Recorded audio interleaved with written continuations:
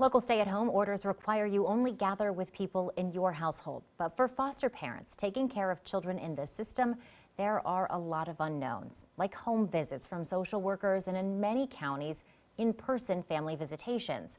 KXAN investigator Avery Travis spoke with foster parents about their concerns as they try to keep families safe. I work with children and I don't have any of my own. So 3 months ago, she decided to become a foster mom. Doing to open up my house to a child that was in need and kind of help them get through this period of their life where there's a lot of transition and uncertainty.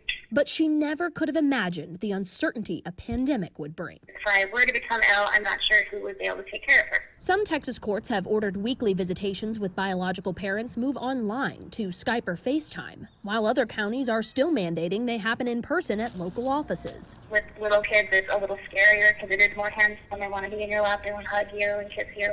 We are asking screening questions of parents before we do the visit to make sure it's safe, and sanitizing and making sure our cleaning protocols are more frequent as well. The state is still going out to investigate reports of abuse or neglect, but say they've got caseworkers practicing social distancing as best they can. Investigations are a critical function of what we do. This foster parent argues those are emergencies where weekly family visits aren't. I also see from the position of parents who want to see their biological children that are missing out on watching them grow up. I think right now the health and safety of the community needs to come before that.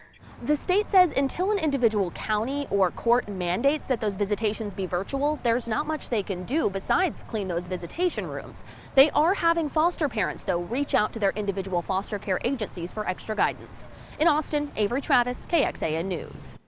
The state also reports a 20% drop in calls to the Texas Abuse Hotline. It thinks that since schools are closed, teachers and staff aren't there to provide an extra set of eyes to look after how children are doing. So the state asks, if you see a child that might be in danger, call the Texas Abuse Hotline.